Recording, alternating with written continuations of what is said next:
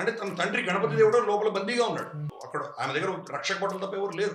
ఇంకా అక్కడ ఉన్నటువంటి జనాల్ని వాళ్ళందరినీ పోగేసుకొని, గ్రామాలను పోగేసుకొని గబగబా వరంగల్ కోటకు వెళ్ళిపోయి సీక్రెట్గా లోపల ఎవరినో సందేశం పంపించి ఈమె రాగానే వాడు తలుపులు తెరిచారు. తలుపు తెరవగానే లోపలికి పోయి అన్నలిద్దరిని పట్టి వాళ్ళిద్దరిని ఓడించి వీళ్ళకి సహాయం చేసినటువంటి దేవగిరి రాజు మహాదేవుడు అని ఉన్నాడు. అతను వీళ్ళు ముగ్గురిని ఓడించి ఇక్కడి నుంచి వాళ్ళ రాజ్యం దేవగిరి దగ్గర తరిమి కొట్టినారు. అప్పటికి ఆమెకు మనవడు పుడుతున్నాడు, కూతురు గడుపుతూ ఉంది. ఆ వయసులో యుద్ధం చేసి ముగ్గురిని మహామహుల్ని వాళ్ళు ఓడించారు, దేవగిరి దాకా తరిమి కొట్టింది. ఇంకొకసారి మళ్ళీ కాకతీయ సామ్రాజ్యం పట్ల మీరు కన్నెత్తి చూస్తే మిమ్మల్ని అన్నలను కూడా చూడకుండా నేను నరుకుతానని చెప్పి వార్నింగ్ ఇచ్చి శాసనం బీదర్లో వేసి ఆమెకు బిరుదిచ్చుకుంది.